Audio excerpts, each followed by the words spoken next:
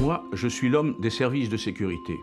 Durant une grande partie de ma jeunesse, entre l'âge de 11 ans et 18 ans, j'ai été confronté au terrorisme, aux morts.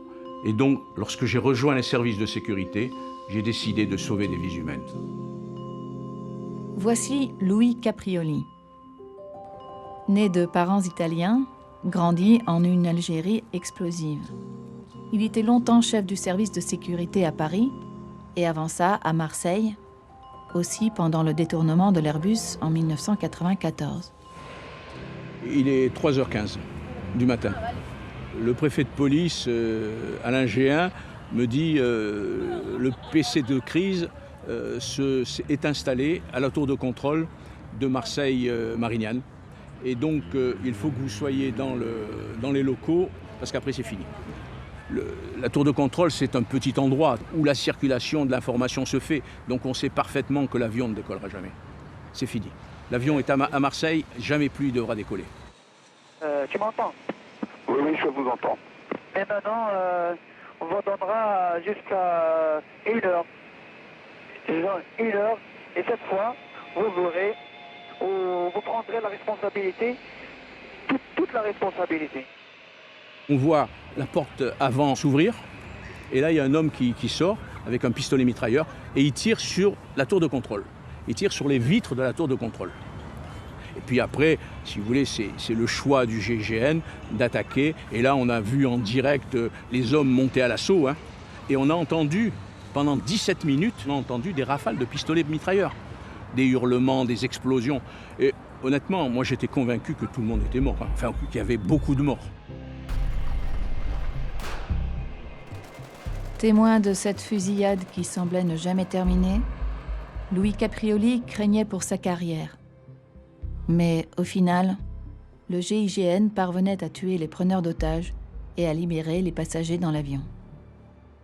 Il était nommé chef à Paris, où il prenait de plus en plus de liberté pour combattre ce nouveau terrorisme. Ça, ce qu'il faut pour être un bon service, je vais vous dire, d'abord il faut être bon chez soi. Il faut être très bon chez soi. Il faut avoir des gens bien formés, il faut avoir la confiance des autorités pour monter des opérations, parce qu'à l'époque, maintenant c'est autorisé, mais à l'époque nous avons monté des opérations illégales. Avant, il était interdit de mettre des micros dans les appartements. Il était interdit de mettre des caméras dans les appartements des terroristes. Bon. Donc si vous voulez, malgré tout, Ça a changé. c'était interdit par la loi. C'est interdit par la loi. Mais maintenant, c'est autorisé par la loi. Il y a une loi en France qui est sortie en 2015 qui autorise de tout faire. Voilà. Ouais. Et donc, mais à l'époque, non. Mais pour être efficace, on a fait ça.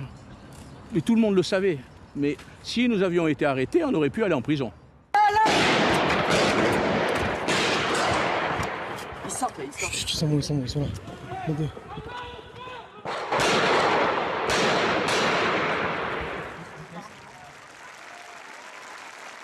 Après l'attentat de Charlie Hebdo en janvier 2015, le gouvernement français propose d'encore élargir les pouvoirs de services secrets pour combattre le terrorisme.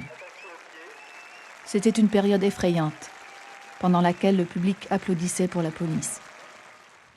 Mais Louis Caprioli et ses collègues faisaient déjà depuis très longtemps des efforts considérables pour éviter les attentats. Même s'il fallait ignorer les règles, Louis n'hésitait pas une seconde. Moi, je me souviens, en 1983, on a travaillé sur une organisation arménienne qui faisait beaucoup d'attentats en France. Quand l'attentat a eu lieu, on a décidé d'arrêter plus de 50 personnes. Et donc, quand on a arrêté des personnes, moi je me souviens, on avait dit on va faire une liste, le plus important, et puis pour faire un choix. Voilà. Et là où on a trouvé les armes, c'est le 25e. Si on s'était limité à 10 personnes, on ne trouvait pas les armes. Et si on ne trouvait pas les armes, on ne sortait rien du tout. Réveiller 24 personnes innocentes la nuit chez eux avec un groupe d'intervention pour pouvoir arrêter le 25e qui est coupable, Louis a sûrement sauvé de nombreuses vies humaines. Mais à quel prix? Son grand succès était de déjouer un attentat contre l'ambassade américaine à Paris en 2001. En 2000, nous avons des informations comme quoi un franco-algérien radicalisé, et pendant qu'il est en Afghanistan, il va suivre une formation terroriste pour commettre des attentats. Et c'est en juillet 2001 que cet individu qui s'appelle Jamel Begal est revenu en France, il a été soumis à interrogatoire, il a fait des révélations et nous avons arrêté le réseau logistique sur lequel il s'appuyait en région parisienne. Le terroriste était arrêté et toute son organisation était exposée au service. Et l'ambassade américaine, elle est toujours là. Oh là là, oh la vache. Voilà, ça ce sont les Américains.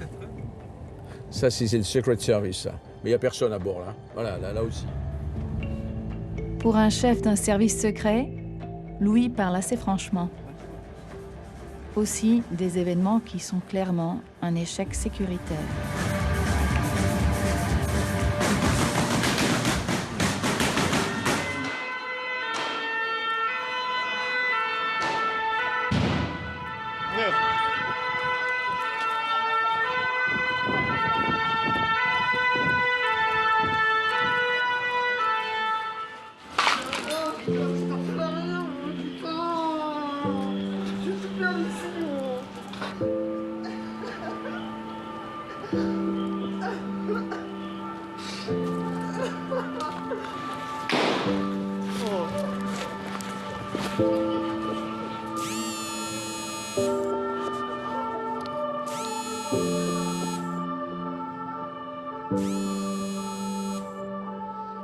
À ce moment-là, on a à peu près plus de 90 morts à ce moment-là.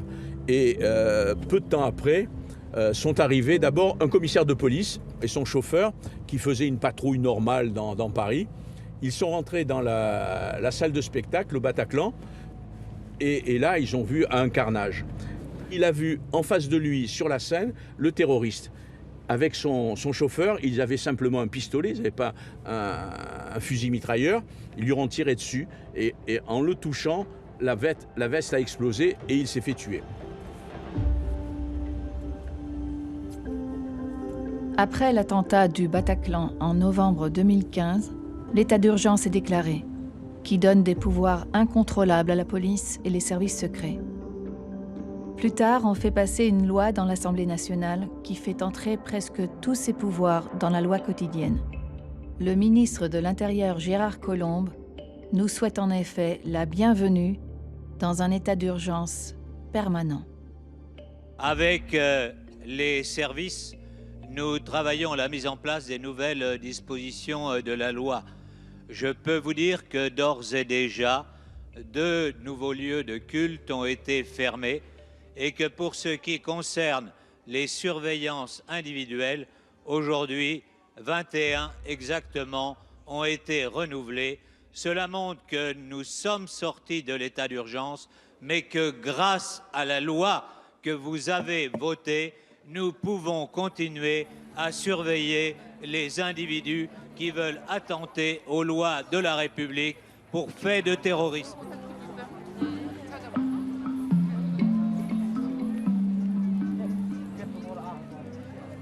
Leur objectif de ces terroristes, c'est de nous enlever nos droits. Vous voyez, ce qu'il y a, c'est qu'avec ces gens, il y a un déséquilibre complet. Ces gens-là ont tous les pouvoirs pour nous écraser et nous, on a, parce que nous respectons les droits de l'homme, on est limité dans nos capacités. Les droits de l'homme. Louis marchait presque dessus. A-t-il bafoué ses droits pendant sa carrière? Comment le juger s'il a pu sauver des vies humaines grâce à ça? Tell me things that I want you to know. Tell me things you have known.